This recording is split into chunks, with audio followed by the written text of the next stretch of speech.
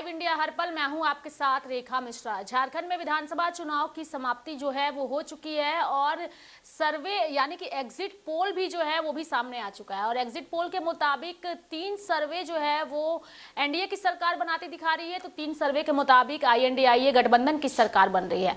लेकिन सर्वे किसका सटीक है और किस सर्वे के मुताबिक कौन सी चीजें स्पष्ट होती है, ये फिलहाल एग्जिट पोल के सर्वे में अभी तक स्पष्ट नहीं हो पाया है। लेकिन झारखंड की अगर हम बात करें तो झारखंड में 81 विधानसभा की सीटें हैं और हम एक एक करके कुछ सटीक सीटों पर विश्लेषण करेंगे। और उस विश्लेषण और चर्चा के लिए हमारे साथ हमारे 2 वरिष्ठ सहयोगी संजय जी और रत्नेश जी जुड़ चुके हैं। सबसे पहले हम रत्नेश के पास जाएंगे और रत्नेश से सवाल हमारा यही होगा कि जो एक्सेस माय की जो रिपोर्ट है, सर्वे रिपोर्ट है, उनके मुताबिक जयराम महतो यानी कि जेएलकेएम को भी 2 सीटें दिखाई गई है। क्या लगता है वो 2 सीटें कौन सी हो सकती हैं? क्योंकि 3-4 सीटें ऐसी हैं जहां पर जयराम महतो का भी दबदबा है। डुमरी है, बेरमो है और सिल्ली भी है। आपको क्या लगता है कौन सी वो सीटें हैं? देखिए, वो 2 सीट में एक सीट आपको हम बता दें कि एक सीट अगर बात की जाए तो डुमरी की सीट है और एक सीट अगर बात की जाए तो सिल्ली की, जहां से देवेंद्र नाथ महतो जो हैं वो चुनावी मैदान में थे। वहीं डुमरी से जहां खुद जयराम महतो जो चुनाव लड़ रहे थे, वहां से हालांकि बेरमो सीट से भी जयराम महतो जो चुनाव लड़ रहे थे, लेकिन बेरमो में वैसा टफ फाइट जो है वो देखने को नहीं मिल रहा है। लेकिन डुमरी में कड़ा मुकाबला है, वहां पर त्रिकोणीय मुकाबला जो था, त्रिकोणीय नहीं, अब कड़ा मुकाबला सीधे इंडिया गठबंधन की जो प्रत्याशी है बेबी देवी उनसे था। लेकिन वहां पर डुमरी में अगर बात की जाए, डुमरी में जयराम महतो की जीत लगभग करीब वह तय है। डुमरी में कल जो वोटिंग हुआ है और उसका जो परसेंटेज फिलहाल हमारे पास है रत्ने, 70.70% वोट पड़े हैं। और ये वोटिंग परसेंटेज बताता है कि जब वोटिंग परसेंटेज बढ़ता है, पिछले बार के मुताबिक मुझे लगता है ये वोटिंग परसेंटेज बढ़ा है, बिल्कुल बढ़ा है। तो जब वोटिंग परसेंटेज बढ़ता है तो कहा जाता है कि ये एक बदलाव होता है, क्योंकि बदलाव के लिए लोग घरों से बाहर निकलते हैं और अपने मत का इस्तेमाल भी करते हैं। लेकिन डुमरी से ही कई सारी अंदेशा जो है वो जयराम महतो को हुआ था और उन्होंने एक वीडियो संदेश भी जारी किया था। ये बढ़ा हुआ वोटिंग परसेंटेज किस ओर इशारा करता है? क्योंकि जेएमएम का गढ़ है, उसे भी हम नजरअंदाज नहीं कर सकते। देखिए, जेएमएम का गढ़ है, लेकिन जब 2019 का विधानसभा चुनाव हुआ था, फिर वहाँ उपचुनाव हुआ, तो जिस वोटिंग परसेंटेज की भी बात कर रहे हैं कि वो बढ़ा है, तो जाहिर सा बात है कि वो वोटिंग परसेंटेज बढ़ा, वो जयराम महतो की तरफ बढ़ा है, जयराम महतो को वो वोट पड़े हैं। तो जयराम महतो वहाँ से कहीं ना कहीं उनकी जीत जो है आसान हो चुकी है, आसान हो चुकी है। चलिए, हमारे साथ संजय भी जुड़े हुए हैं। संजय, चूंकि जेएलकेएम को जो रिपोर्ट है उसमें 2 एग्जिट का जो सर्वे रिपोर्ट है जो आया हुआ है एग्जिट पोल, उसके मुताबिक जेएलकेएम को भी 2 सीटें दी जा रही है। लेकिन ये 2 सीटें डुमरी है या बेरमो है ये स्पष्ट नहीं है। लेकिन सिल्ली भी एक है जिसमें लोकसभा चुनाव में काफी बेहतर प्रदर्शन देवेंद्र नाथ महतो ने किया था। सिल्ली का समीकरण क्या कहता है आपके मुताबिक और किसकी सरकार फिलहाल सिल्ली में बनने जा रही है? देखिए, आपको बता देना चाहता हूं कि जब से जेएलकेएम की झारखंड की सक्रिय राजनीति में एंट्री हुई है, तब से तमाम बड़े राजनीतिक पार्टियों के लिए एक उनके लिए चिंता का विषय बन गया है। और साथ ही वो चुनौती ऐसा वैसा नहीं दे रहे हैं, एक कड़ा चुनौती दे रहे हैं। आपको बता देना चाहता हूं, भले ओपन यानी कि सार्वजनिक मंचों से ना ही सुदेश महतो अब तक जेएलकेएम को चुनौती मानते हैं और ना ही जेएमएम के प्रत्याशी अमित महतो जेएलकेएम के प्रत्याशी यानी देवेंद्र महतो को चुनौती मानते हैं। लेकिन हाँ, जिस प्रकार से उनकी जनसभा में, जिस प्रकार से उनकी जन आशीर्वाद यात्रा में या फिर उनकी पदयात्रा जहां भी वो सभा करते हैं, जिस प्रकार से जनसैलाब उमड़ता है, इससे दर्शक भी समझ सकते हैं और राजनीतिक के जो सलाहकार हैं, राजनीतिक पंडित हैं, उनके लिए भी एक चिंता का विषय है और चर्चा का विषय है कि भाई एक नई पार्टी की झारखंड में एंट्री हुई है और इनका जिस प्रकार से जनाधार झारखंड में बढ़ते जा रहा है, तो इससे आप समझ सकते हैं कि इस बार सिल्ली में केला लोगों तक पहुंचाने के लिए यानी कि चुनाव चिन्ह उनका केला है, सुदेश महतो को दोबारा चुन करके आने के लिए यानी विधानसभा पहुंचने के लिए इस बार कड़ा संघर्ष करना पड़ेगा, चूंकि टाइट फाइट दे रहे हैं देवेंद्र महतो, फाइट दे रहे हैं। संजय, अगर सुदेश महतो की अगर प्रेडिक्शन जी बिल्कुल सभी चीजें प्रेडिक्शन ही है, अगर हार होती है तो उनके लिए भी एक बड़ा झटका होगा और एनडीए के लिए भी बड़ा झटका होगा, क्योंकि 2 सीटों पर चुनाव लड़ने की लगातार बातें कही जा रही थी और अंत समय तक भी ये आया था कि सुदेश महतो ने टुंडी से जो है वो नामांकन पर्चा खरीदा, लेकिन एन मौके पर बीजेपी ने अपना वहां पे उम्मीदवार उतार दिया, विकास महतो को। अगर उनकी हार होती है तो ये एक बड़ा लॉस होगा बीजेपी के लिए। बीजेपी के लिए तो देखिए वो कोई ना कोई कैंडिडेट मिल ही जाएगा, लेकिन उनके लिए जो सहयोगी पार्टी है यानी एनडीए की जो सहयोगी पार्टी है आजसू के सुप्रीमो के ऊपर में जिस प्रकार से भाजपा भरोसा जताते आई है लंबे समय से, तो हो सकता है कि उनका अपना प्रतिष्ठा दांव पे लग जाए। और जिस प्रकार से आज आंख से आंख मिला के बात करती है आजसू सुप्रीमो बात करते हैं, तो वो दबदबा खत्म हो जाएगा। अब कहीं हो सकता है ये भी कि उनका कैरियर का ग्राफ जिस स्पीड से उठा है वो कैरियर भी डाउन हो सकता है कैरियर। और यानी कि उनका आजसू पार्टी का जो जिस प्रकार से अपना झारखंड में वर्चस्व है, दबदबा है, अपना एक धमक है, वो कहीं ना कहीं बहुत बड़ा असर करेगा। अगर सुदेश महतो सिल्ली से ताल ठोकरे में अगर चूक जाते हैं तो इस बार सुदेश के लिए बड़ा चुनौती होगा। सुदेश के साथ सिर्फ सुदेशी झारखंड में नहीं है, कई ऐसे चेहरे हैं। मैं आपको बता देना चाहता हूँ बाबूलाल मरांडी के बारे भी कहा जा रहा है। वो सारी सीटों पे भी हम विस्तार पूर्वक चर्चा करेंगे और एक एक करके चर्चा करेंगे संजय, चूंकि हमने अभी आपको 2 सीटों के बारे में और खास करके एक सीट और हमने ऐड कर दिया, डुमरी बेरमो के अलावा हमने सिल्ली भी ऐड किया है। अब हम आते हैं मुख्यमंत्री हेमंत सोरेन की सीट पर और उसको लेके हम रत्ने साहब से जानना चाहेंगे कि जो बरहेट सीट है, शुरुआती दौर में कहा जा रहा था कि हाँ मुकाबला है ही नहीं, वो एक तरफा मुकाबला है और हेमंत सोरेन आसानी से निकल भी रहे हैं। और एक्सिस माई रिपोर्ट और जो अन्य सर्वे हैं उसके मुताबिक आपको क्या लगता है बरहेट सीट पर? देखिए बिल्कुल वहाँ पर एक तरफा मुकाबला है, ये मेरी राय हो सकती है, मेरी राय जो है वो गलत भी साबित हो, लेकिन वहाँ पर जिस तरह से बीजेपी जो है घमालियन हेम्ब्रम को वहाँ चुनावी मैदान में उतारी, तो बरहेट में जिस तरह से हेमंत सोरेन वहाँ काम किए हैं, लोकप्रियता रही है, तो हेमंत सोरेन की जीत जो है वहाँ से बिल्कुल आसान तौर पर वो चुनाव मैदान से वहाँ से जीत रहे हैं। ये चीज़ बीजेपी को भी पता है कि वहाँ से घमालियन हेम्ब्रम जो है वो चुनाव हार रहे हैं। संजय आपसे जानने की कोशिश करेंगे, क्योंकि आपने चर्चा की शुरुआत करते करते आप धनवार सीट पे गए जहां से बाबूलाल मरांडी हैं।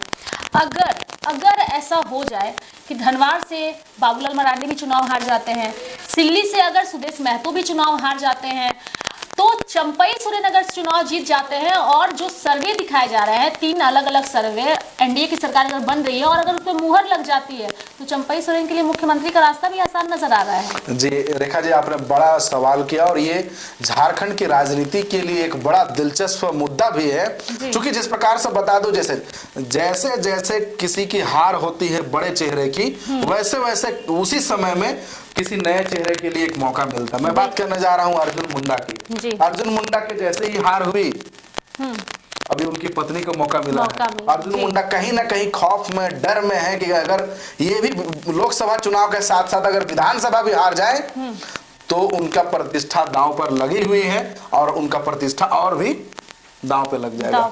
दूसरी बात यह है कि जिस प्रकार से झारखंड के प्रथम मुख्यमंत्री श्री बाबूलाल मरांडी जी 2000 ईस्वी से लेकर 2003 तक 3 साल तक वो लगातार झारखंड के पहले मुख्यमंत्री बने रहने का खिताब उनके पास में है। लेकिन जिस प्रकार से वो अपना पार्टी बनाया, बीजेपी छोड़ने के बाद उन्होंने झाविमो का गठन किया यानी झारखंड विकास मोर्चा का, लेकिन दुर्भाग्य रहा कि उनके पार्टी में जिनको जिनको मौका दिए बाबूलाल मरांडी चुनाव जीतते गए।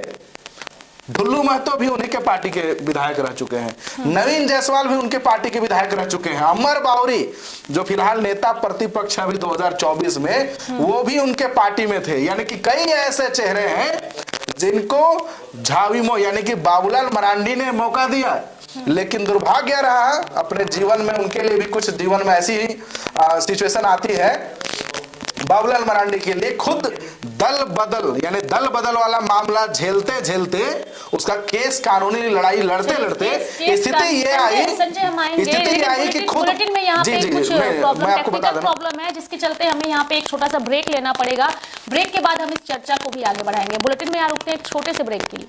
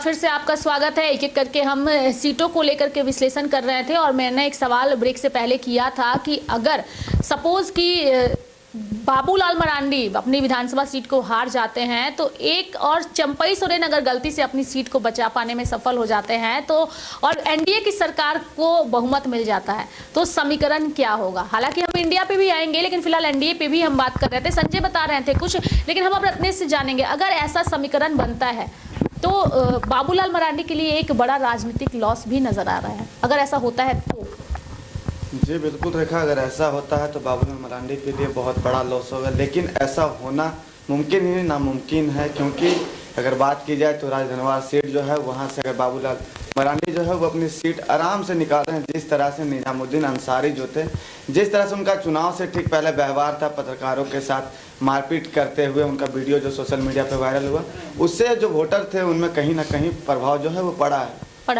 रत्नेश सीधे तौर पे धनवार से बाबूलाल मरांडी को जिता रहे हैं, लेकिन आपको क्या लगता है, क्योंकि जो हमने वहां पे सर्वे किया था उसके मुताबिक उनके लिए आसान नहीं था वो सीट निकालना, और इसको लेके भाजपा के अंदर भी एक रोष था। अगर हम रविंद्र राय की बात करें तो उनका आक्रोश इतना ज्यादा था कि उनको पार्टी ने प्रलोभन देते हुए कार्यकारी अध्यक्ष बनाने पे मजबूर हो गई। आपको क्या लगता है ये राजधनवार सीट आपके मुताबिक क्या कहता है इस सीट का समीकरण? जी रेखा जी, आपने सही कहा कि जिस प्रकार से राजधनवार सीट पर बाबूलाल मरांडी लंबे समय से जीतते भी आ रहे हैं, और लेकिन बात करें कि लोकतांत्रिक देश में कुछ भी हो सकता है, चुनाव का महापर्व चल रहा है, तो जनता जनार्दन का जिस तरफ ज्यादा रुझान हो और जो पार्टी के प्रत्याशी खास तौर पे जनता के दिलों में राज करने में यदि कामयाब हो पाती है तो इस बार वो विजय घोषित होंगे और विजय होने के बाद वो विधानसभा में दहाड़ने के लिए पहुंचेंगे। लेकिन आपने कहा कि क्या बाबूलाल मरांडी अगर गलती से अगर हार जाते हैं तो जाहिर सी बात है कि इस बार उनके लिए राजनीतिक का अंत होने के बराबर हो जाएगा।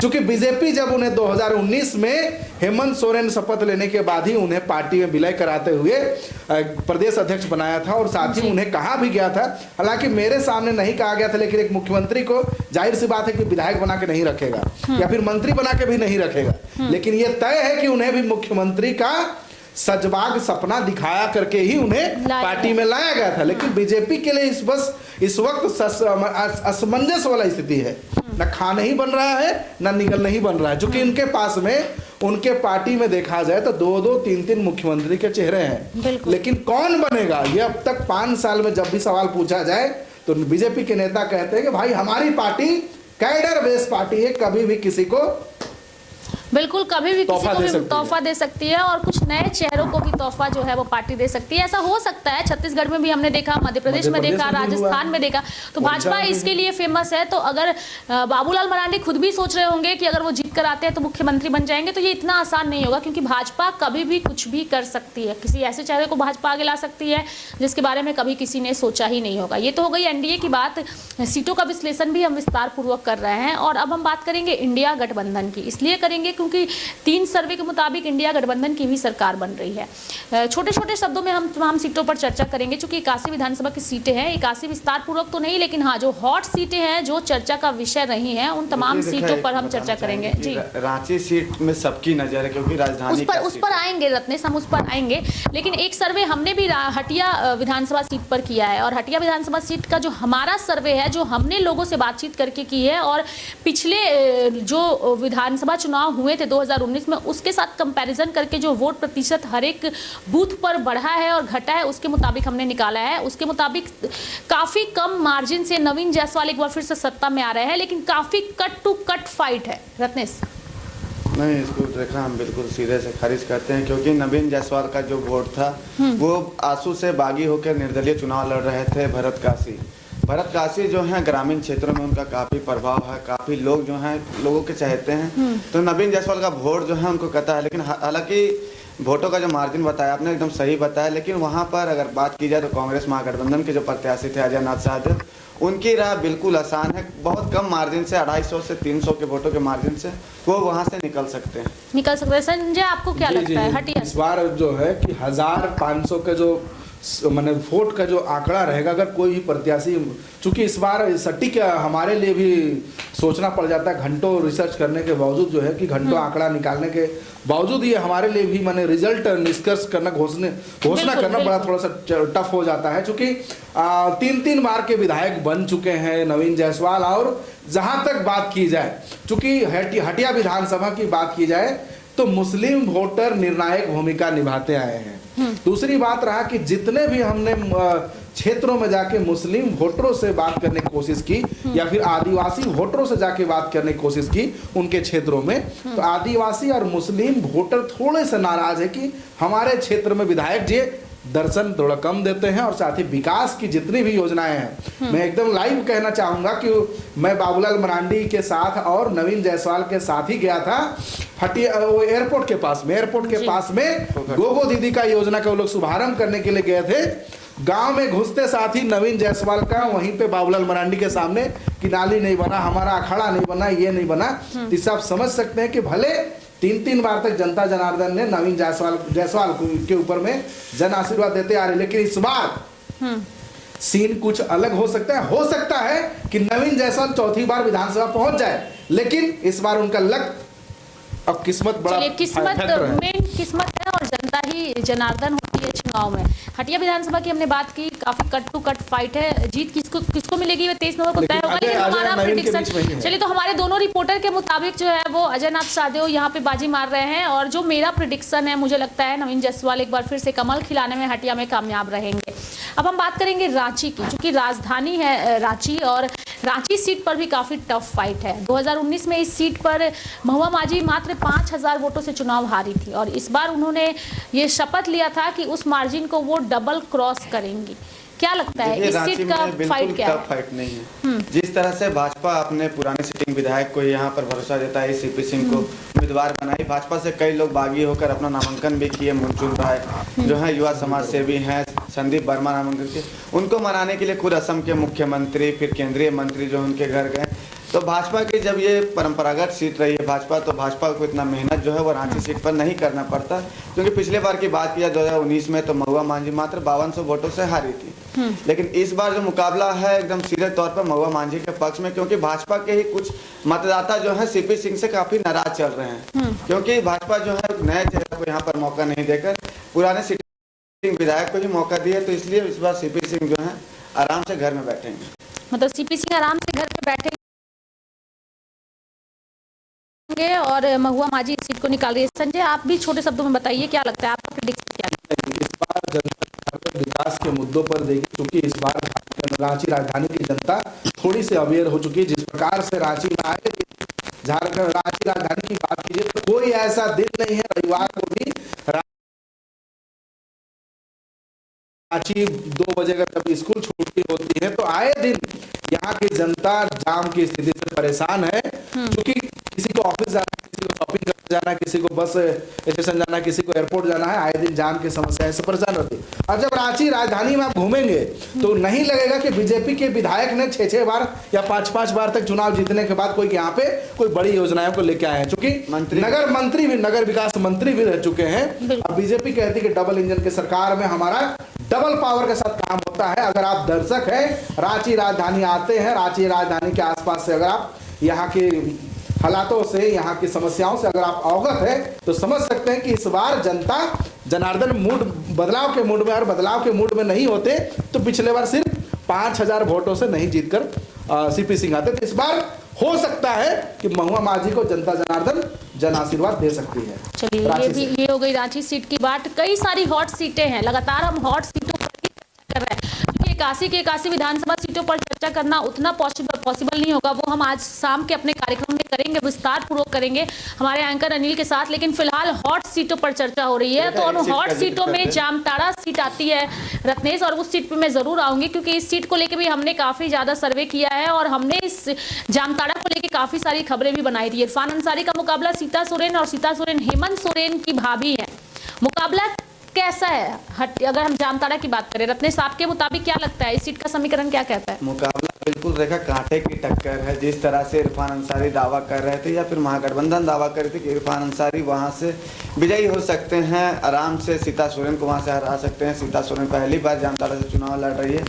जिस तरह से इरफान अंसारी अपने क्षेत्रों में काम किए हैं, लेकिन सीता सोरेन को बीजेपी वहां से उम्मीदवार बनाने के बाद सोचे कि इरफान अंसारी सोचे कि यहाँ से अब हम इजली वे में जीत के निकल जाएंगे, जीत के विधानसभा पहुँच जाएंगे। लेकिन मुकाबला जो था पूरे तरह से कांटे का टक्कर है, क्योंकि बांग्लादेशी घुसपैठी साइबर हब का जो वो गढ़ माना जाता है, ये मुद्दा काफ़ी इस बार जामताड़ा में देखने को मिला रहेगा। इसलिए कांटे की टक्कर वहाँ पर है। कौन जीतेगा कौन हारेगा ये तो अभी डिक्लेयर नहीं हो सकता, लेकिन मुकाबला जो है। चलिए प्रिडिक्शन एक रत्नेश आपकी तरफ से किया जाए, आपके मुताबिक कौन जीत रहा है? इरफान अंसारी, सीता सोरेन? इरफान अंसारी। इरफान अंसारी। चलिए संजय आपसे जानना चाहेंगे, आपका समीकरण क्या कहता है इसी? देखिए, जामताड़ा में चूंकि उनके पिताजी फुरकान अंसारी जी लंबे समय से उस सीट से जीतते आए हैं और वो अभी राज्यसभा का भी मेंबर है, तो आप समझ सकते हैं कि जिस प्रकार से इरफान अंसारी अपने बड़बोले बयान की वजह से भी जाने जाते हैं और साथ ही मुस्लिम वोटर जामताड़ा विधानसभा में निर्णायक भूमिका निभा सकते हैं। और आदिवासी और मुस्लिम वहाँ जामताड़ा विधानसभा में अगर कोई निर्णायक भूमिका निभाते हैं वो वोटर हैं आदिवासी और मुस्लिम। तो हो सकता है कि इस बार जनता पुनः एक बार इरफान अंसारी को, चूंकि मंत्री रहने का बहुत सारा बेनिफिट होता है, कई सारी योजनाओं को अपने क्षेत्र में टान टान के वो ले जाते हैं। विधायक भले खींच नहीं पाते हैं, लेकिन मंत्री रहते हैं उन्होंने अपने क्षेत्र में कई योजनाओं की सौगात दी है।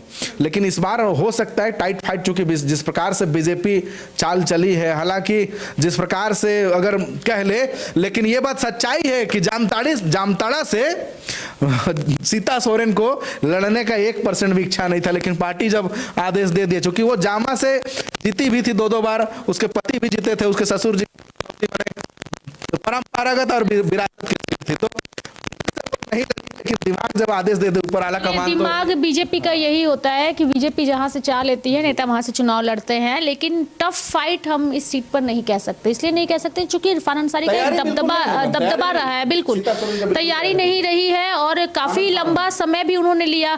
कई लोग भाजपा के नेता उन्हें महारानी कह के भी संबोधित करते हैं और उन्हें रानी कहा जाता है कि वो काम नहीं करना चाहती हैं और वो मतलब चीजों को आगे नहीं रखना चाहती हैं। तो टफ फाइट फिलहाल जामताड़ा में नहीं है और आसानी से इरफान अंसारी, मुझे जो लगता है और रत्नेश ने भी बताया, संजय ने भी बताया कि टफ फाइट तो इस सीट पर नहीं है, इरफान अंसारी आसानी से निकालेंगे और उनका विकास कार्य दिखता भी है। बिल्कुल गीता कोड़ा की भी चर्चा करेंगे, चूंकि अभी हमने जामताड़ा की बात करी, लेकिन अब हम जाएंगे पूर्वी सिंहभूम में।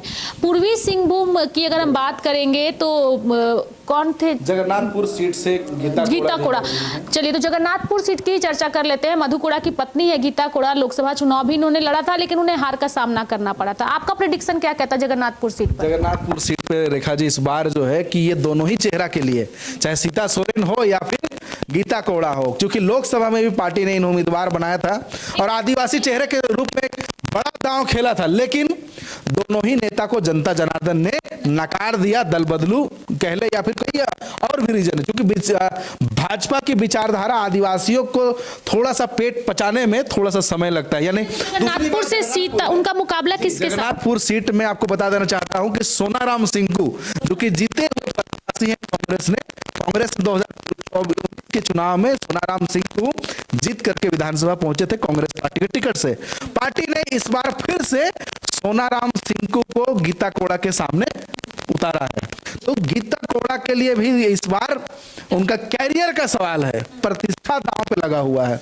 क्योंकि अगर लोकसभा भी हार गए, अब विधानसभा भी हार गए, तो समझिए कि इनका कैरियर क्या होगा, भगवान भरोसे इनका कैरियर होगा, भगवान भरोसे करियर। और यहाँ पे ये भी है कि जनता जब एक विधानसभा चुनाव या लोकसभा चुनाव में हार दिखा देती है तो फिर ऐसे नेताओं पर पार्टी क्यों यकीन करती है? इरफान अंसारी ने, बीजेपी एक ऐसा पार्टी, भाजपा एक ऐसा पार्टी है, प्योर प्रोफेशनल पार्टी है, नुकसान का कोई इनका सौदा नहीं होता है और ये हमेशा दौड़ता हुआ घोड़ा पे ही दांव लगाते हैं, घोड़ा पे कभी दांव नहीं लगाते। लेकिन अभी जो समीकरण भाजपा में नजर आते हैं संजय, मैं इससे वाकिफ नहीं रखती हूँ, चूंकि भाजपा जो है पता नहीं किस आधार पर टिकट देती है कैंडिडेट को। एक हारे हुए उम्मीदवार को लोकसभा भी हराती है, चुनाव लड़ाती है, फिर विधानसभा उसी को चुनाव लड़ाती है। यानी कि जनता, इरफान अंसारी ने भले ही एक शब्द का गलत प्रयोग उन्होंने कर दिया था, आप लोगों को याद होगा, रिजेक्टेड माल उन्होंने कह दिया था, हालांकि ये शब्द गलत है। यहाँ पे अगर वो कहते कि जनता ने नकारा है, ये वर्ड अगर बोलते तो शायद उनका कहना बिल्कुल सही था कि जिसे जनता ने ही नकार दिया, अगर आप उसे फिर से उम्मीदवार बनाते हैं तो जनता फिर से नकारेगी।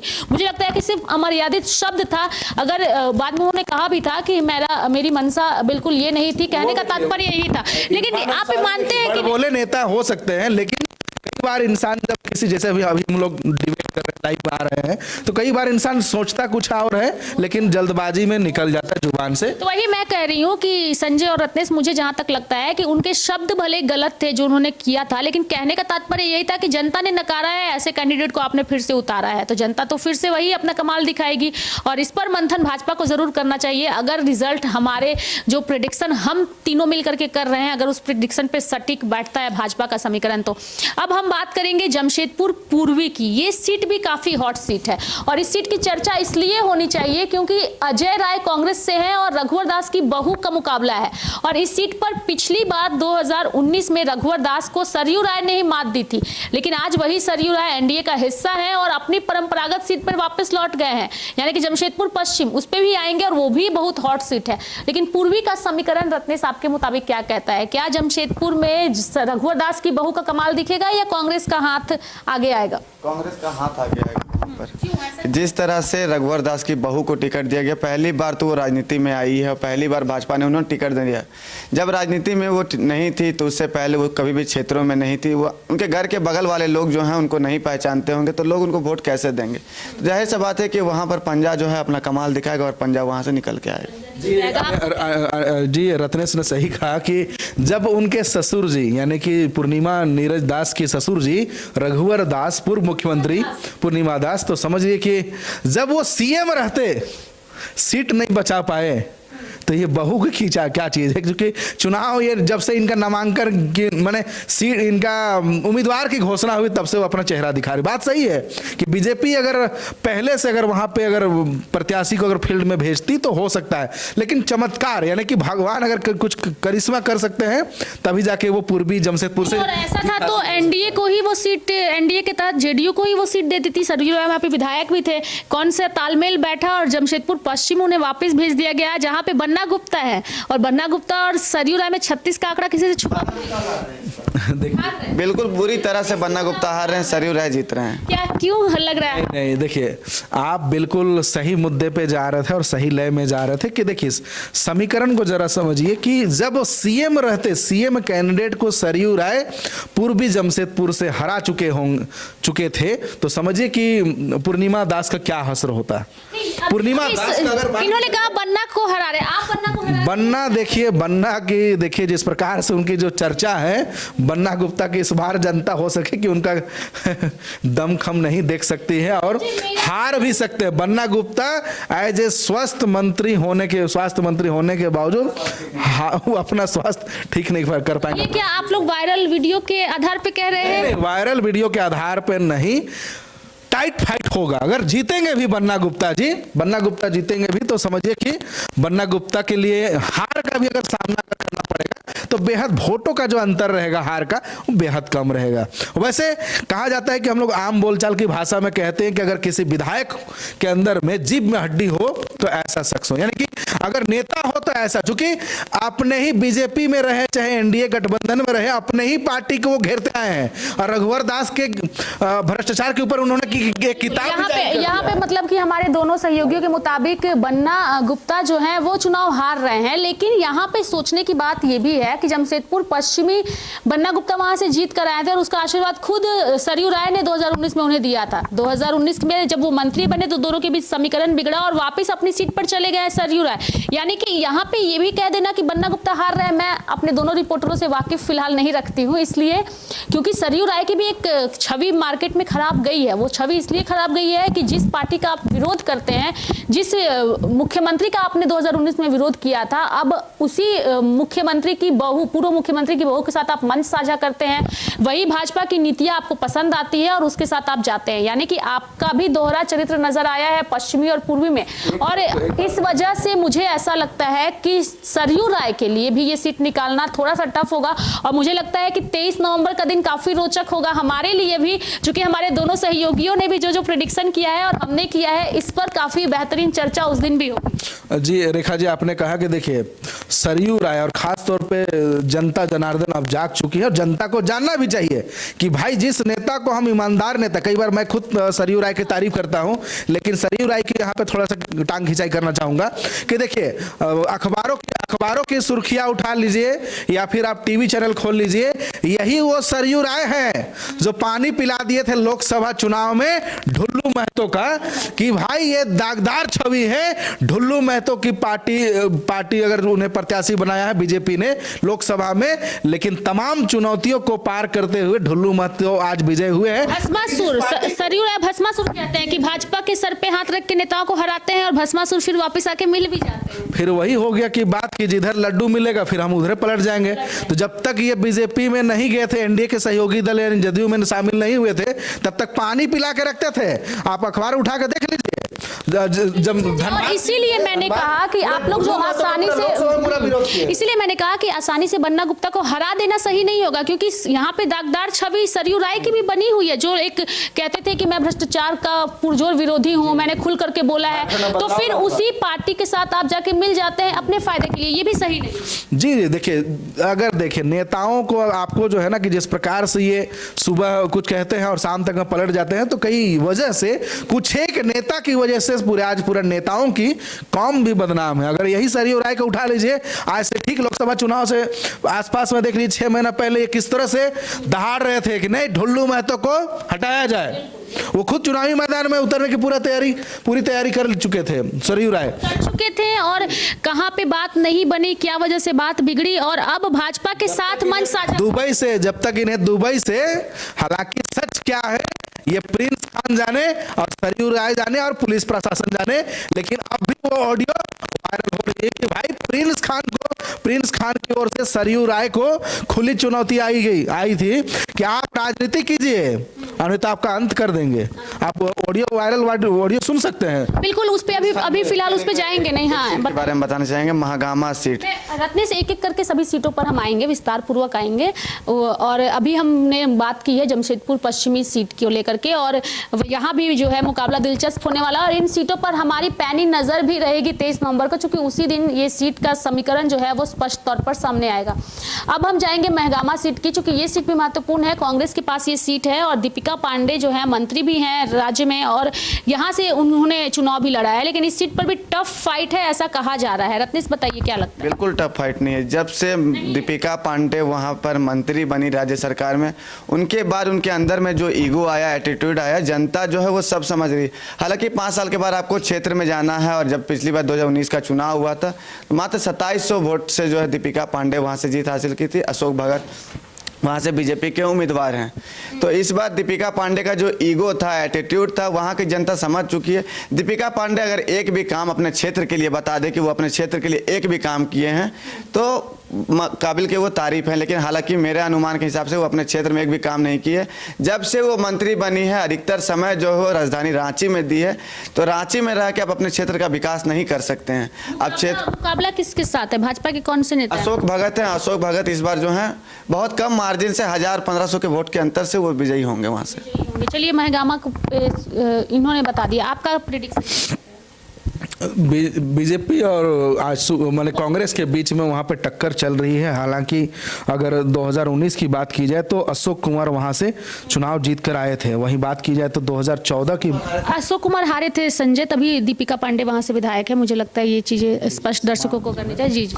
हाँ, तो 2014 की बात कीजिए तो 2014 में वहाँ पे बीजेपी जी तो समझ सकते हैं कि थोड़ी सी वहाँ पर महागामा सीट में देखिए किस प्रकार से अगर मंत्री रहते अगर कोई हार रहा है तो ये सोचनीय और चिंता की बात है। भाई आप मंत्री रहते हुए आप जनता का सेवा नहीं कर पा रहे, फिर आप चुनाव मैदान आप गए क्यों? दूसरा को दीजिए।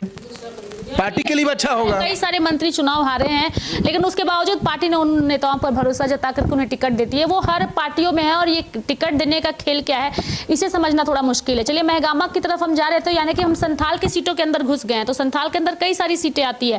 अब हम बात करेंगे गोड्डा और देवघर सीट की। गोड्डा देवघर सीट का समीकरण आपके मुताबिक क्या कहता है? देखिए, गोड्डा की अगर बात की जाए तो वहाँ से आराम से जो है महागठबंधन के प्रत्याशी जो है वहाँ से विजयी हो रही, क्योंकि संथाल जो है शिबू सोरेन का गढ़ माना जाता है। और इसी वजह रहा है कि 2019 के चुनाव में सबसे अधिक अगर सीट कोई लाया है तो झारखंड मुक्ति मोर्चा लाया, वो संथाल का सीट था। झारखंड मुक्ति मोर्चा के खाते में जाएगा। हालांकि संथाल की जो सीट है इस बार कुछ घट सकती है महागठबंधन की, कुछ सीटें जो हैं बीजेपी की बढ़ सकती है। बीजेपी इस वक्त 2 सीटों में है वहाँ, तो वो 4 से 6 सीट का अनुमान है। लोकसभा चुनाव में देवघर से जो बीजेपी के कैंडिडेट हैं नारायण दास, उनको लेके खबर आई थी कि उनके समर्थक और निशिकांत दुबे के समर्थकों की आपस में काफी फाइट होती थी, बनती नहीं थी। बीजेपी ने उन्हें इस बार फिर से दिया है और वो मैदान में ही है नारायण दास। उनकी सीट देवघर सीट को लेके क्या? देखिए, सुरेश पासवान जो हैं देवघर से चुनावी मैदान में है। महागठबंधन के लालू यादव की पार्टी से चुनाव लड़ रहे हैं। वहीं बीजेपी जो है नारायण दास को उम्मीदवार बने।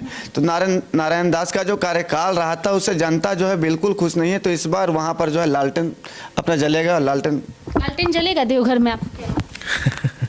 थोड़ा सा हो सकता है कि अगर नेता अगर 5 साल यानी चुनावी बिगुल बजने से पहले अगर जनता के बीच में गए हैं, सुख दुख में गए हैं, क्षेत्र में यदि वो नजर दिखाते हैं, चेहरा अपना दर्शन कराते रहते हैं, तो हो सकता है जनता जनार्दन कई बार बड़ी पार्टियों के प्रत्याशियों से परेशान रहते हैं, तो कई बार नए चेहरे को भी मौका दे सकते हैं। लेकिन यहाँ पे थोड़ी सी लालटेन जलने में दिक्कत आ सकती है, हवा चल सकती है, अब बुझ भी सकती है। कारण यह है कि आप सोचिए कि आप खुद देखिए, जनता जनार्दन भी जानती है कि भाई लालटेन के पार्टी के जो नेता हैं, खुद तेजस्वी यादव चुनाव के मौके पे ही आनंद फानन में वो रांची आए और अपने माने कि सहयोगी दलों के ऊपर में प्रेशर पॉलिटिक्स शुरुआत किया और 5 सीट लिए हैं।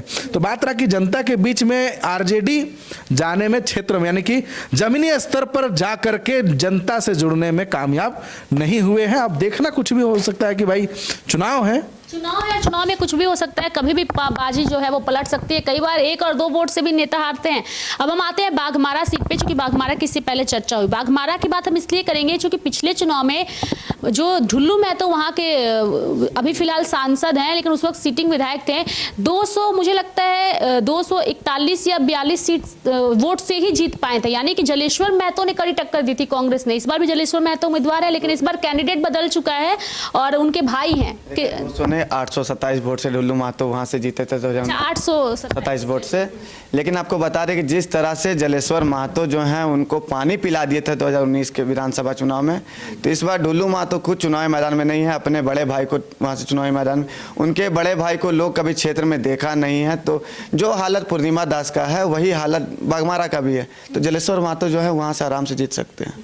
आपके मुताबिक जलेश्वर महतो पिछले बार 77,467 वोट लेकर आए थे और ढुल्लू महतो लेकर आए थे 78,291, यानी कि जीत का आंकड़ा बेहद कम था। और जैसे हमारे सहयोगी रत्नेश ने कहा कि देखिए, कई नेता ऐसे हैं जिन्हें जो बार बार सार्वजनिक मंचों से जनता के लिए कहते हैं, जनता की आईवास यानी जनता के आंखों में धूल झोंकने के बराबर है कि हम परिवारवाद पार्टी नहीं है, हम परिवारवाद पार्टी से दूर रहते हैं। ये सब चीज़ में कांग्रेस एकदम मास्टर डिग्री हासिल। लेकिन मैं आपको कहना चाहूँगा कि अगर आप ढुल्लू महतो को लोकसभा भेज दिए तो फिर उन्हीं के परिवार से क्या बीजेपी में बाघमारा क्षेत्र से या धनबाद क्षेत्र से नेताओं की कमी है क्या? कई और भी चेहरे हैं, एक ही परिवार के नेताओं को आप मौका दे रहे हैं। और जैसे रत्नेश ने कहा, सही कहा कि नए चेहरे हैं, उनके जनता के बीच में 1 रुपये काम नहीं है, 1 रुपये का उनका सेवा नहीं है। बड़े भाई के, छोटे भाई के काम के आप आधार पे आप चुनावी मैदान पे हैं। जनता हो सके कि जिता भी सकते हैं। आशीर्वाद दे ही दी उनको, लोकसभा जो है भेजी दी, तो अब बड़े भाई को वहाँ से परिवारवाद है। और परिवारवाद भाजपा का खैर दोहरा चरित्र है, उस पर चर्चा भी फिलहाल नहीं कर सकते।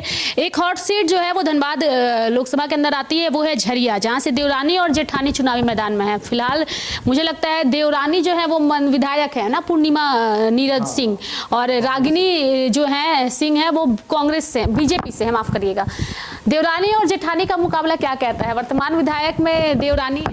देखिए, देवरानी जिस तरह से 2019 में आराम से जीत गई थी, तो इस बार जो है उनकी राह आसान नहीं होने वाली है। कि जिस तरह से वो कांग्रेस में ही आप देखे होंगे कि दान देखने को मिला, तो उनको बाद में वहाँ से टिकट भी दिया गया इस बार 2024 में। तो इस बार जो है राह आसान नहीं है, जो भी जीतेगा वहाँ से, वहाँ भी आपको होगा 500 से 700 वोट का अंतर होगा। जेठानी जी राह मुश्किल कर रही है देवरानी जी, क्या कहेंगे? जी आपको बता दो कि तकरीबन 12-13 हज़ार वोट से रागिनी सिंह चुनाव हारे थी बीजेपी की प्रत्याशी होने के बावजूद। तो इस बार हो सकता है, क्योंकि सबसे बड़ा कांग्रेस अगर हारने का कारण रहा तो कांग्रेस का ढोलमोल रवैया, कांग्रेस के आला कमान के अलावे बड़े जो नेतृत्व करते हैं बड़े चेहरे, प्रियंका गांधी एक भी दिन महिलाओं की हितैषी बनती, आदिवासियों की हितैषी बनती, कांग्रेस की बात करें एक भी दिन वो वायनाड में लड़ती रही, महाराष्ट्र जाती रही, लेकिन चेहरा दिखाने के लिए एक भी दिन नहीं आई। बड़े नेताओं की बात की जाए तो मल्लिकार्जुन खड़गे की बात की जाए, राष्ट्रीय अध्यक्ष कांग्रेस की, उन्हें झारखंड की जमीनी स्तर के आंकड़ा ही नहीं पता है कि उनके पार्टी कितने सीटों में लड़ रही है, झारखंड में कितने विधानसभा है। ये सब बेसिक चीज भी मान के चलिए कि कांग्रेस के आला कमान को पता नहीं है। तो सोचिए, दूसरा बात यह भी रहा कि कांग्रेस का ढुलमुल रवैया की वजह से कम 5 विधायक उनके सीटिंग यानी जीते हुए विधायक हार रहे हैं। दूसरा बात रहा कि टिकट उन्हें मिलेगा कि नहीं मिलेगा, और जनता के बीच में ये लोग जिस प्रकार से विधायक बनने के बाद, जिस प्रकार से मैं कहता हूं कि अगर 15 दिन या 25 दिन जिस प्रकार से चाहे निर्दलीय हो, चाहे छोटे दल के हो, या फिर कांग्रेस के विधायक उम्मीदवार हो, चाहे बीजेपी के हो, जिस प्रकार से सुबह 6 बजे से लेके रात का 12 बजे तक मेहनत करते हैं, अगर ये 4 साल 4-4 घंटा भी जनता को देना तो वोट मांगने के लिए दरवाजा जाने की जरूरत नहीं पड़ेगा। बिल्कुल सही कहा आपने। लेकिन ज्यादातर कांग्रेस ने उन्हीं लोगों को टिकट दिया है जिन पे जो पुराने उनके विधायक रहे हैं या मंत्री रहे हैं। मुझे लगता है सिर्फ एक सीट उन्होंने काटा था, उमाकांत अकेला का, जिन्होंने विरोध भी किया था। उमाकांत अकेला ही नाम था ना जिनका टिकट पार्टी ने काटा था, और उन्होंने कांग्रेस पर, उमाकांत रजक जी, माफ करिएगा। तो चलिए, ये कुछ हॉट सीटें हैं, एक आध हॉट सीटें और बची हुई हैं जिस पर हम चर्चा करेंगे। चंपई सोरेन की, चंदन क्यारे पे आएंगे। चंपई सोरेन की सीट और उनके बेटे की सीट जो है, उसे लेकर के क्या लगता है रत्तेश, क्या? चंपई सोरेन कोल्हान के टाइगर हैं, और कोल्हान के टाइगर जो हैं वो अपना सीट बचाने में सफल होंगे, लेकिन उनके बेटे बाबूलाल सोरेन जो हैं वो अपना सीट नहीं बचा पाएंगे। जिस तरह से क्षेत्र में उनका एक छवि है, आपराधिक छवि के टाइप का रहा है, लोगों को डरा धमका के उनका जमीन हड़पना, तो क्षेत्र की जनता जो है वो सब चीज़ देखी है, सब चीज़ समझी है, उसी आकलन करके जो है मतदान पड़ा है। तो चंपई सोरेन तो जीत रहे हैं, लेकिन उनके बेटे की इस पर आसान नहीं होगी। चंपई सोरेन जो उन्होंने दल बदला या हेमंत सोरेन के साथ जो उन्होंने किया, चूंकि उन्हें एक मौका दिया गया था मुख्यमंत्री बनने का, एक मान सम्मान मिला था, और ये मुझे लगता है शर्तों के साथ ही हुआ होगा कि अभी मैं जा रहा हूँ, आपको संभालना है, और ये सभी को पता था कि जब वो आएंगे तो उन्हें हटना ही है। फिर उस चीज को टॉपिक बना करके उन्होंने बीजेपी में गए। और क्या लगता है उनके जाने से कोल्हान में सीटें बढ़ेंगी या घटेगी? कि जिस तरह से मुख्यमंत्री बनाया गया चंपई सोरेन को, तो उस समय बांग्लादेशी घुसपैठी जो है चंपई सोरेन को नजर नहीं है। जैसे ही वो भारतीय जनता पार्टी में आए, भारतीय जनता पार्टी की ये सारी टॉपिक काफी, बिल्कुल ये सब टॉपिक पे तो खैर हमारे गेस्ट काफी ज्यादा दहाड़ते हैं, सटीक बातें होंगी, और यही बातें होंगी कि क्या लगता है कि उनके आने से कोल्हान में बीजेपी की सीटें बढ़ेंगी चूंकि, या फिर इसका सिंपैथी फायदा जो है वो महागठबंधन को हो जाएगा, यानी खास करके जेएमएम। देखिए, चंपई जी जैसे ही अपना सीट छोड़ करके, वैसे ही वहां से रामदास मंत्री बना दिया गया। हो सकता है कि महागठबंधन को रामदास सोरेन के ऊपर में उन्होंने दांव खेला है चंपई के अपोजिट में। तो कोल्हान टाइगर के लिए इस बार दहाड़ने के लिए थोड़ा सा उनका माने दहाड़ में कमी आ सकता है। और चूंकि हालांकि लंबे समय से वो जेएमएम के उम्मीदवार रहे और जेएमएम पार्टी को सींचने में उनका बहुत बड़ा योगदान रहा। अगर दिल के करीब अगर दिसुम गुरु शिबू सोरेन का अगर कोई रहा तो वो चंपई सोरेन रहे। और उन्हें कोल्हान का टाइगर यूं ही नहीं कहा जाता है, क्योंकि वो पिछले 4-5 बार से लगातार वो जीतते आ रहे हैं। और बीजेपी भी दांव खेला है तो बड़ा सोच समझ के खेला है कि भाई अगर आदिवासी चेहरे को अगर हम फ्रंट करके चुनाव लड़ते हैं झारखंड में तो हमारी जीत तय है। लेकिन उनके लिए भी कैरियर का सवाल है और उनका भविष्य दांव पे लगा हुआ है इस 2024 के चुनाव में। और जहां तक बात करें बेटे की, तो बाबूलाल सोरेन के लिए थोड़ा सा मुकाबला कड़ा टाइट फाइट होगा। बड़ा टाइट फाइट होगा और जेएमएम के लिए इसलिए भी फायदेमंद हो सकता है क्योंकि चंपई सोरेन को चुनाव के दौरान एक भी अपशब्द का इस्तेमाल ना तो हेमंत सोरेन की ओर से हुआ है और ना कल्पना सोरेन की ओर से हुआ है। इनफैक्ट कल्पना सोरेन से जब मीडिया ने सवाल भी किया था चंपई सोरेन को लेकर तो उन्होंने यही कहा था कि वो जहाँ रहें खुश रहें और मेरे तो गार्जियन हैं और मैं उन्हें गार्जियन की तरह मानती हूँ और हेमंत सोरेन जब जेल में थे तो मेरी उन्होंने पर्सनल तौर पर काफ़ी मदद की है तो मैं उन्हें गार्जियन मानती हूँ। एक अपशब्द यानी कि एक अच्छी छवि जनता के बीच जेएमएम पार्टी की गई है तो ये चीज़ें हैं। और भाजपा को अगर चंपई सोरेन भी हार जाते हैं तो भाजपा के लिए आप समझिए कितनी बड़ी हार होगी क्योंकि महाराष्ट्र में भी जो भाजपा ने तोड़ मरोड़ की राजनीति की थी लोकसभा में उसका भारी नुकसान उसे उठाना पड़ा था। लेकिन फिलहाल हम चर्चा सिर्फ झारखंड पर ही करेंगे। अब हम आते हैं थोड़ा पोटका सीट पे जो कि अर्जुन मुंडा की पत्नी मीरा मुंडा है यहाँ से। आपको पोटका में क्या लगता है? मेनका सरदार उस वक्त नाराज हुई थी, चली भी गई थी, मना भी लिया गया, लेकिन टफ फाइट है या नहीं? क्या अर्जुन मुंडा की बिल्कुल नहीं है। नहीं आसानी से जीत रही है या हार रही है? संजीव सरदार जो है आसानी से जीत रहे हैं। यानी कि बीजेपी की हार हो रही है। बीजेपी बिल्कुल हार हो रही है। वैसे लोगों को जो कभी क्षेत्र में नहीं घूमा है वैसे लोगों को भारतीय जनता पार्टी इस बार चुनावी मैदान में उतारी है। तो अब कैसे लोगों के जो 5 साल से आपके कार्यकर्ता थे जो झंडा ढो रहे थे वैसे लोगों को अब टिकट नहीं देकर तो मंत्री थे, केंद्रीय राज्य मंत्री थे उनके पति, वो चुनाव हार गए लोकसभा में। यानी कि आप जीते, मंत्री बने और जाके आप केंद्र में बैठे। ये चीज बता रहे हैं आपको, ये चीज अर्जुन मुंडा को भी एहसास था और भारतीय जनता पार्टी को भी एहसास था कि अगर हम मीरा मुंडा को वहाँ चुनावी मैदान में उतारे, किस्मत के भरोसा भारतीय जनता पार्टी वहाँ से चुनावी मैदान में उतारी है तो बिल्कुल वहाँ से हार रही है। उनका किस्मत जो है साथ नहीं दे रहा। भाजपा वालों को पता होता है कि वो सीटें हार रही है, उसके बावजूद वो उम्मीदवार उतारते हैं। खूंटी में सबको पता था कि लोकसभा में इस बार अर्जुन मुंडा हार रहे हैं, फिर भी उन्हें पार्टी ने उम्मीदवार उतारा, पार्टी को हार का सामना करना पड़ा। पोटका में क्या लगता है? पोटका में देखिए जेएमएम पिछली बार 1,10,000 वोट लेकर के जीत करके विधानसभा पहुंचे थे। वहीं बीजेपी की बात की जाए तो 67,643 वोट लेकर आए थे। मेनका सरदार बीजेपी के उम्मीदवार थे, लेकिन इस बार बीजेपी की तरफ से यानी एनडीए उम्मीदवार मीरा मुंडा है और वहीं जेएमएम के प्रत्याशी संजीव सरदार है। तो संजीव चूंकि 40,000 वोटों से अंतर रहा था बीजेपी का पिछले बार, तो इस बार अगर जीत करके विधानसभा पहुंचा, थोड़ा सा मीरा मुंडा के लिए इस बार टफ होगा, चुनौती होगा। अभी हम बात करेंगे बंधु तिर्की की बेटी शिल्पी नेहा तिर्की की जो कि मांडर से हैं और मांडर में भी बीजेपी ने इस बार सनी टोपो को दिया है और शिल्पी नेहा तिर्की है मैदान में।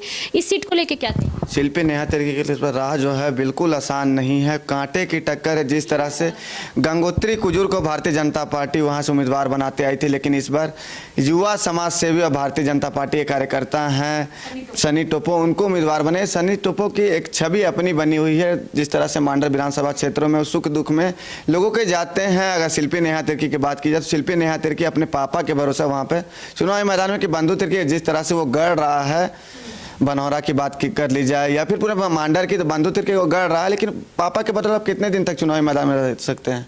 आपको भी यही लगता है कि हार रही है? चूंकि बंधु तिर्की के बदौलत मुझे नहीं लगता, बंधु तिर्की ने काफी काम किया है आदिवासियों के बीच में। कुछ सवाल झारखंड में अगर किसी आदिवासी चेहरे के अगर नाम जैसे ही आप लेंगे तो सबसे पहले जेहन में बंधु तिर्की आते हैं। क्योंकि बंधु तिर्की की बात की जाए तो मांडर से वो आज से चुनाव नहीं लड़ रहे, उनका कैरियर की शुरुआत ही वही रहा।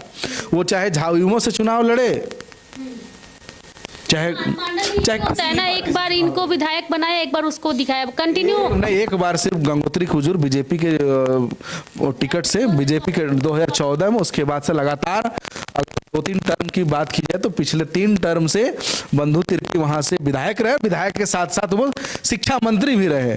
तो उनकी बेटी उपचुनाव में उतरी और पिता के ऊपर केस मुकदमा चलने की वजह से तो बेटी जीत करके पहुंची। हालांकि कोई उम्मीद नहीं किया था कि चूंकि राजनीतिक अनुभव की बात की जाए तो नेहा शिल्पी तिर्की के पास बिल्कुल 0/7 था, लेकिन जनता जनार्दन ने पिताजी के कामों को देखते हुए उनके महागठ विश्वास मौका दिया। इस बात हो सकता है कि बाप बेटी की जोड़ी कमाल दिखा सकती है। अगर जीतते भी हैं तो थोड़ी सी मार्जिन से जीतेंगे और हारते भी हैं तो बेहद कम कट टू कट फाइट होगी। लेकिन मुझे भी ऐसा लगता है कि बाप बेटी की जोड़ी इस बार भी कमाल दिखाएगी। 5 बजे तक ही क्लियर हो पाएगा, 4 बजे तक 5 बजे तक ही क्लियर हो पाएगा। हर एक हॉट सीटों पे चर्चा करेंगे। कुछ एक आध हॉट सीटें और बची हुई हैं जिसमें दुमका है, जहां से हेमंत सोरेन के भाई बसंत सोरेन है और बसंत सोरेन का मुकाबला सुनील सोरेन के साथ है। क्या लगता है इस सीट का समीकरण? बसंत सोरेन जीत रहे हैं वहाँ से, क्योंकि संथाल जो है, हम फिर से आपको वही बात बताएंगे कि संथाल जो है शिबू सोरेन का गढ़ माना जाता है।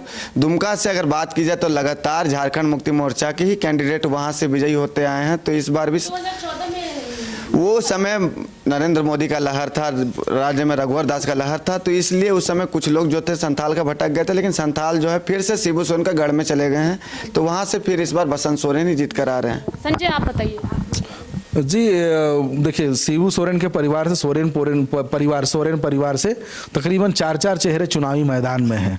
जहां तक बात आ रही है कि कल्पना गांडे से जीत रही है, बरहेट से खुद सीएम हेमंत सोरेन है, उनकी भाभी जामताड़ा से है सीता सोरेन, और दुमका से बसंत सोरेन है। तो बसंत सोरेन के लिए थोड़ा सा, चूंकि वो मंत्री भी रहे कुछ एक समय के लिए चंपई जी के कार्यकाल के दौरान में, और विधायक रहने के साथ ही वो पार्टी के खास विधायक है भाई। तो अपने क्षेत्र में जितनी भी सरकारी योजनाएं रहती, किसी चाहे कृषि विभाग हो, चाहे पेयजल विभाग हो, चाहे ग्रामीण विकास विभाग हो, वो टान के खींच के ले जाएंगे। भले सिमडेगा खूंटी योजना पहुंचे चाहे ना पहुंचे, कोई मतलब नहीं रहता, लेकिन हो सकता है। और हार गए तो सोचे कि बसंत सोरेन के लिए भी एक टफ फाइट तो होगा ही, एक धब्बा से कम नहीं होगा उनके जीवन के लिए। सबसे सही कहा कि धब्बा से कम भाई सीएम रहे, छोटा भाई हार गया विधायक, लेकिन टफ है हारना उनके लिए भी, चूंकि उनका गढ़ भी रहा है। जामा सीट की बात करेंगे। जामा से लुइस मरांडी है, जिन्होंने बीजेपी से बगावत कर लिया और जेएमएम के पास चली गई, टिकट भी मिल गया और चुनावी मैदान में भी है। जामा जेएमएम का गढ़ है। जामा सीट की बात की जाए तो शिबू सोरेन, दिसुम गुरु शिबू सोरेन वहाँ के लंबे से, उनका परंपरागत विरासत का सीट है जामा का। सीता सोरेन के साथ कुछ गेम हुआ क्या? जिस दिन से ऐलान हुआ कि जामा से सीता सोरेन नहीं लड़ेगी, सीता सोरेन लड़ेगी जामताड़ा से, उस दिन से समझे कि अंदर सीता सोरेन को क्या इसीलिए वहां से टिकट नहीं दिया था क्योंकि वो जेएमएम का गढ़ था? जी, और बीजेपी को भी अंदेशा हो गया था कि भाई लुइस मरांडी को नहीं देंगे, और लुइस मरांडी नाराज होती है तो निर्दलीय उतर सकती है।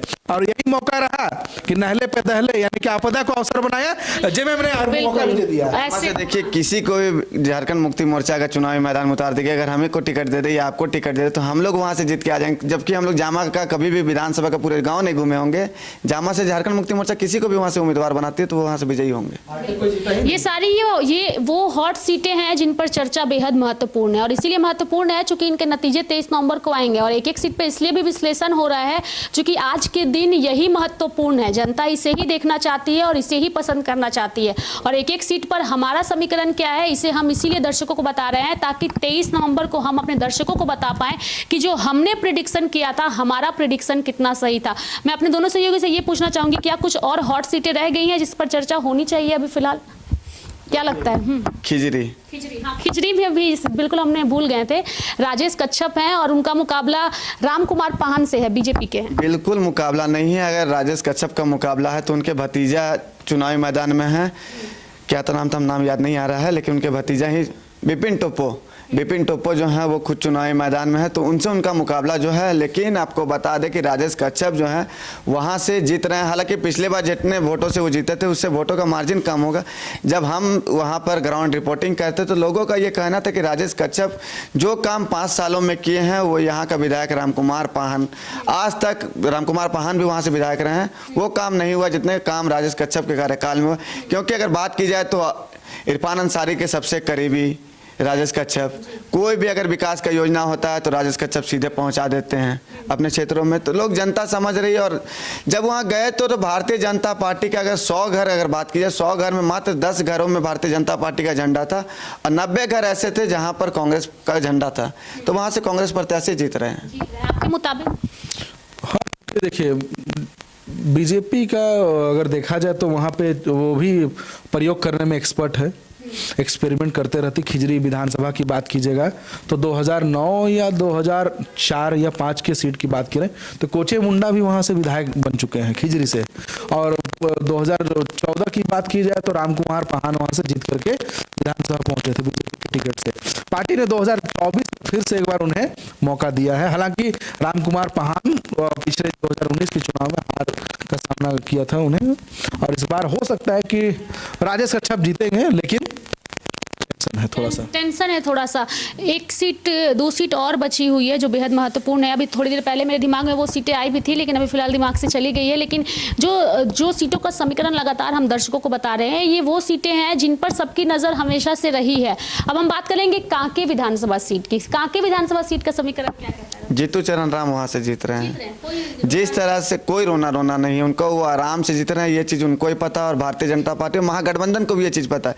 जिस तरह से कांग्रेस पार्टी महागठबंधन सुरेश बैठा को वहाँ से उम्मीदवार बनाई, सुरेश बैठा सिर्फ अपने घर के 5 किलोमीटर के रेडियस में ही घूमते हैं, लोगों का विकास के लिए हर सुख दुख में वो खड़ा होते हैं। लेकिन पूरे कांके विधानसभा में सुरेश बैठा का उतना अच्छा पकड़ नहीं या फिर महागठबंधन का पकड़ नहीं, जीतू चरण राम वहाँ से आराम से जीत रहे हैं। आपको भी लगता है कैडर वोटर वहाँ पे रांची लोकसभा के अंदर आने वाला विधानसभा कांके काके इसलिए देखिए, मैं ये इसलिए कह रहा हूँ चूंकि चेहरे कोई भी रहे, कभी समरीलाल को उतार दे तो वो भी चुनाव जीत जाए, कभी जीतू चरण राम को अचानक उतार दे तो वो भी जीत जाए, उससे पहले कोई और थे बीजेपी। यानी बीजेपी प्रयोग करती है काके विधानसभा सीट से। देखा कि कमलेश राम को मनाने के लिए भाजपा को जद्दोजहद करना पड़ा, सभी बड़े नेता जो थे उनके घर चले गए। आज कमलेश राम हेलीकॉप्टर में असम के मुख्यमंत्री के साथ, सारे असम के जो मुख्यमंत्री हेमंत बिस्वा शर्मा सारे जगह चुनाव प्रचार में गए। यही वजह था कि भारतीय जनता पार्टी वो रिस्क नहीं लेना चाहती। अगर कमलेश राम भाजपा से बागी होकर चुनाव लड़ते तो वोट जो था वो भाजपा का कटता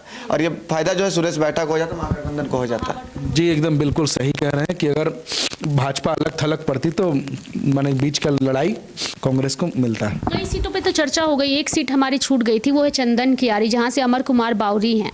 क्या लगता है चंदन कियारी में क्या है? चूंकि उमाकांत रजक है, मुझे जहां तक लगता है, जो कि कई बार आजसू से चुनाव उन्होंने लड़ा था, 2019 में भी लड़ा था, उस समय बीजेपी आजसू अलग थी। इस बार उमाकांत रजक जेएमएम से हैं। चुनाव लड़ा ही नहीं था बल्कि राज्य में मंत्री भी बने थे और उमाकांत रजक को के लिए भी वो मुकाबला काफ़ी टफ नहीं है और इसके लिए भी अमर कुमार बावरी के लिए वो टफ नहीं है। कांटे की टक्कर वहाँ पूरा तरह से मुकाबला है।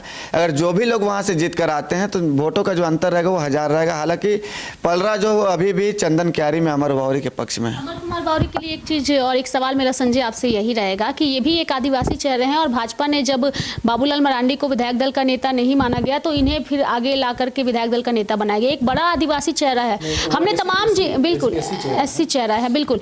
और अगर तमाम जो भी नेता हैं अगर अपनी परंपरागत सीट को हार जाते हैं तो ये भी एक बड़े चेहरे के तौर पर उभर कर आएंगे अगर चंदन क्यारी से जीत कर आते हैं। जी चंदन क्यारी से वहाँ के नेता प्रतिपक्ष भी हैं, विधायक भी हैं, तो समझ लीजिए कि चंदन क्यारी में अमर बावरी का ही वहाँ पे अमर होने जा रहा है, एकदम स्पष्ट है। यानी कि अमर बावरी जीत रहे हैं। 1-2 सीटें और बची हुई हैं, चूंकि इसलिए बची हुई है क्योंकि लोजपा ने भी चुनाव लड़ा है इस बार झारखंड में और लोजपा को 1 सीट मिली है, मुझे लगता है चतरा सीट है वो। रत्नेश संजय जी चतरा सीट है, तो वो क्या लगता है लोजपा के लिए आसान है वो सीट जीत पाना? महागठबंधन के लिए आसान है। महागठबंधन से कौन है? सत्यानंद भोक्ता की